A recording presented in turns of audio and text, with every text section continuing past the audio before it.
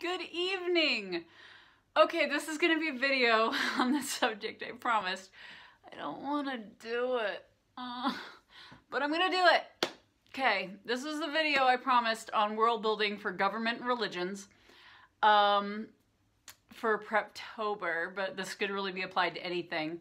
The way I'm going to approach this is going to be geared more specifically towards Preptober and over other times, because Preptober you really have limited prep time before you have to jump right into it. But you really could apply this to other times too, and I don't think it's going to hurt you any. So if you're wondering why I didn't want to do this video, there's a couple reasons.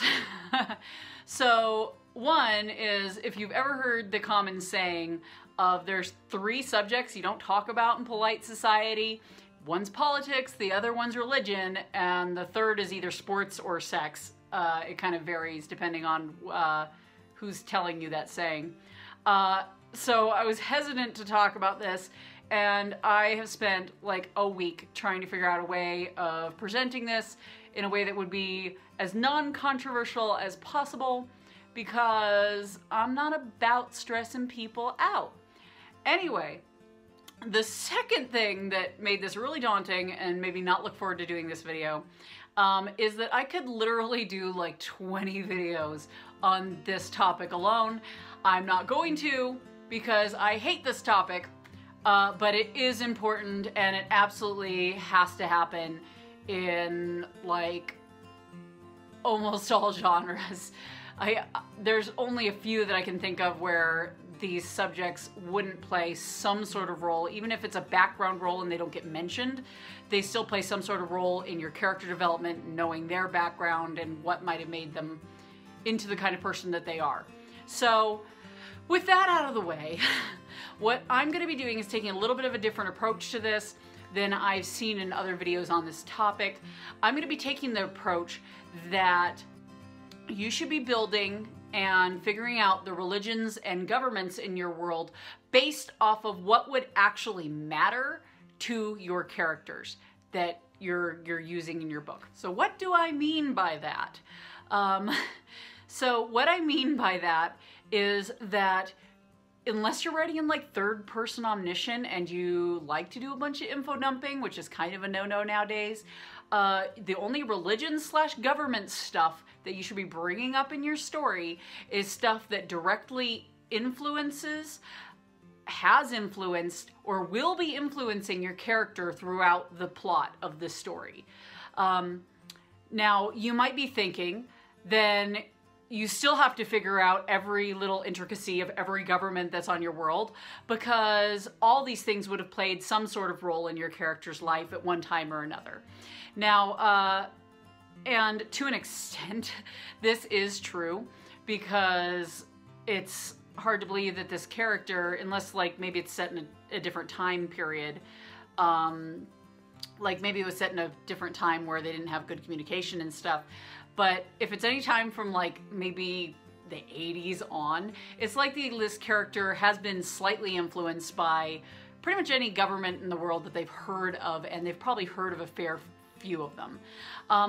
But with this, what I mean we should be focusing on is what governments or religions, or I guess you could really apply this to societal standards in general, because those frequently kind of mesh in with both government and religion as well.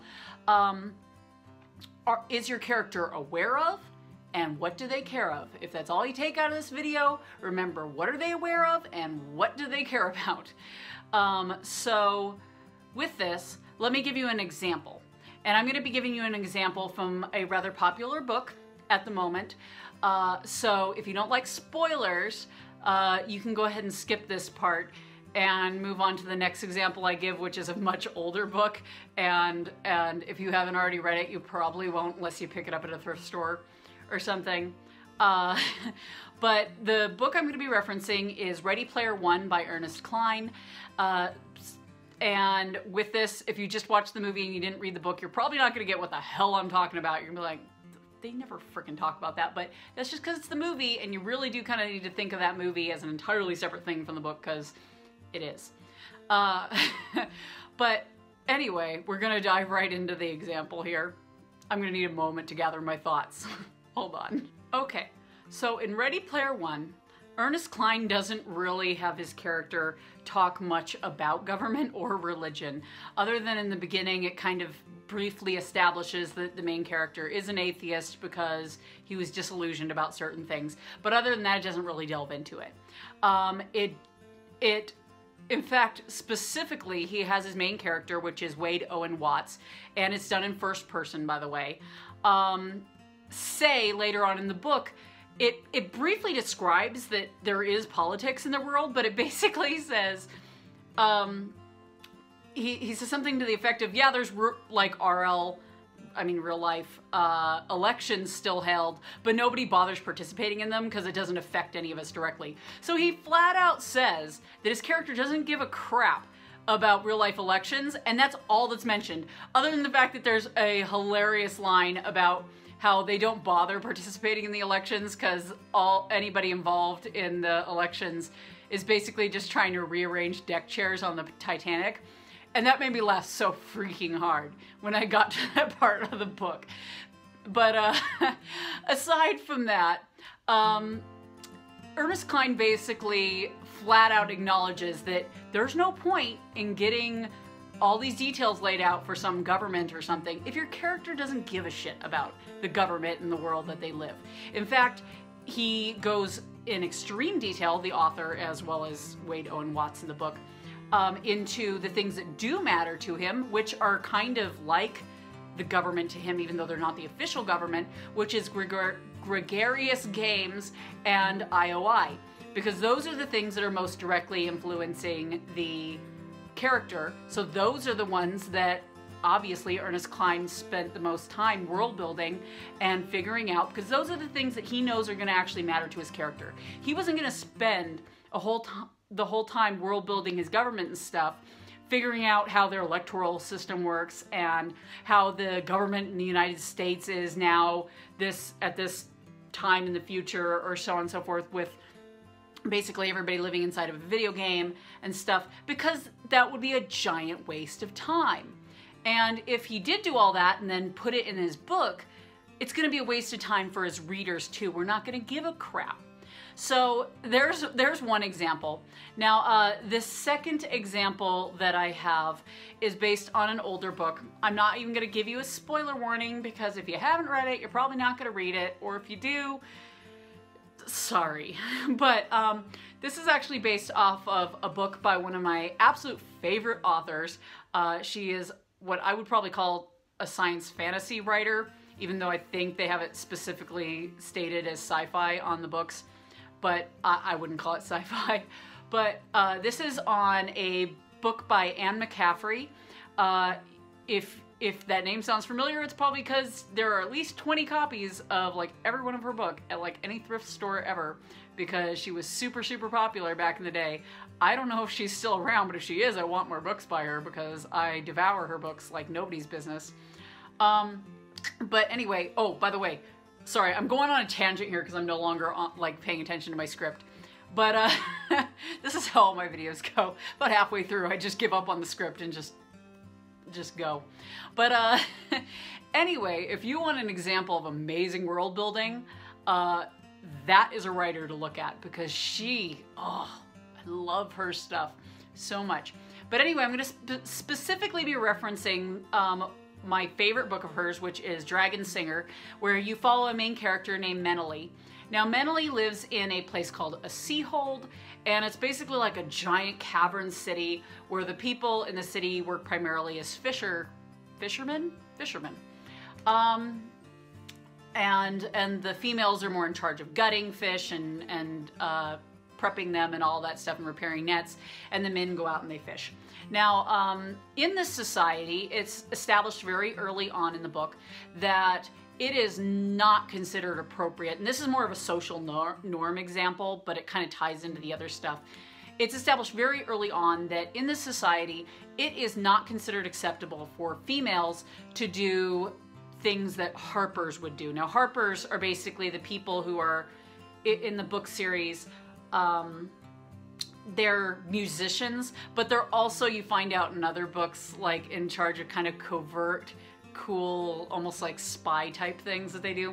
But they do singing and instrumental stuff, and they're in charge of kind of like passing down important stories and stuff in the world and influencing leaders in the different parts of the world to make good decisions that'll be good for everybody and stuff. But anyway, mentally just knows of it as it's music in generally, or sorry, I can't talk today. Sorry guys. In general. And it's not acceptable in her home to have a female doing these things. It's very much thought of as just a man's thing that you're allowed to do. And basically stuff ensues where essentially she keeps doing musical stuff even though her parents tell her not to and stuff. And eventually she ends up getting a hand injury while gutting fish. And her parents, now my mother and I actually have a debate over this, because my mother thinks that her parents actually did intentionally let her hand heal wrong so that she wouldn't be able to do the musical stuff anymore. And I personally think that they didn't do it on purpose and that just happened to be a byproduct. But anyway, her hand gets injured. She can't do music anymore. Before this happened, her previous teacher, who was kind of teaching her, even though it was taboo to do musical stuff, has died. He sent off some of her music to a place called the Harper Hall, where all the Harpers live. And shortly after her hand gets injured, a new Harper arrives to replace the one that died, because there's supposed to be a Harper there at any given time. And he is in charge. He's been sent there specifically to look for who wrote these songs that were sent to the Harper Hall by her old teacher. Now, we know as the audience that she wrote them. And we also know that in their society, it's a big no-no for a girl to be doing that kind of stuff. So this Harper isn't aware that it was a girl who wrote it. He's trying to figure out who it is, and he doesn't understand why everybody's being so mysterious about it. And he also kind of thinks it was a guy. Like, of course it was a guy. For some reason. He's just under that impression. And this is, because this sounded like a very long rant over nothing that had nothing to do with our topic. I promise it ties in.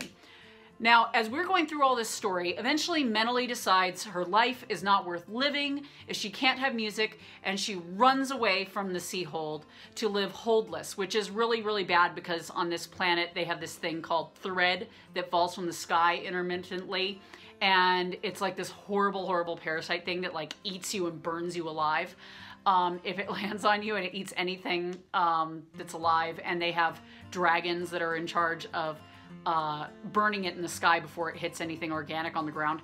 Anyway, they're fantastic books. I love them all. But anyway, I'm getting off topic. So anyway, she decides that she can't live there anymore, and she runs away. Then we find out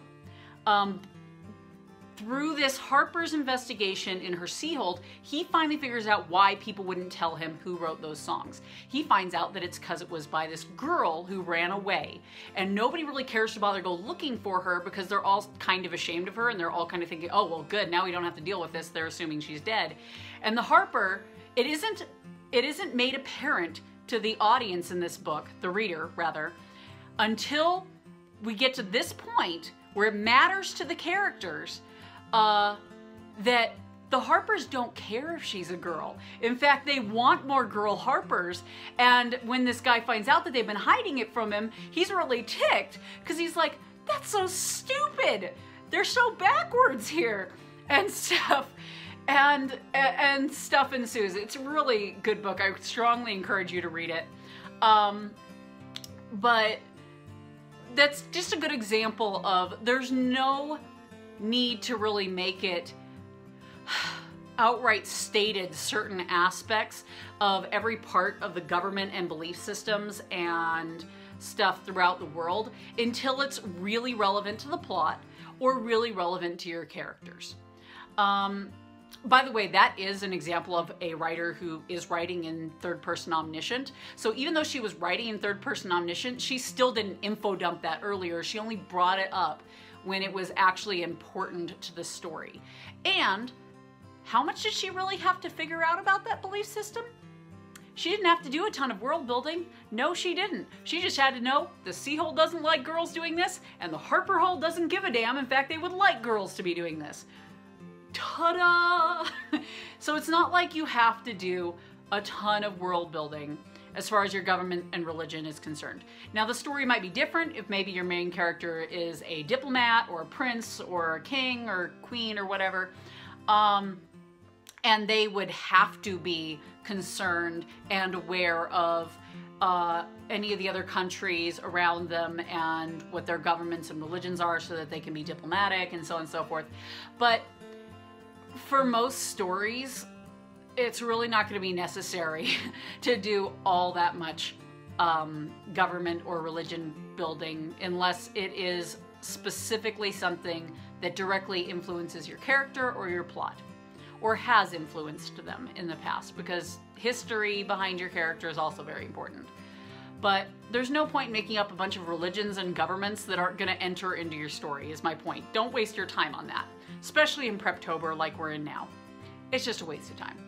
Anyway, I went on a very long rant at the end there, which was not my intention. I apologize, and hopefully that was tolerable. I'm going to let you go now. You guys have a great rest of your evening. I will be having a AuthorTube newbie tag soon. Please don't give me backlash. I know I'm not really a newbie, but I didn't do it, and I've really only been doing this for like 3 months, so I'm gonna count myself as a newbie still. And it just looked like fun, and I figured I should get it out of the way. So I'm gonna let you go for real now, because I said that before. And y'all have a good night, and I will talk to you later. Bye-bye.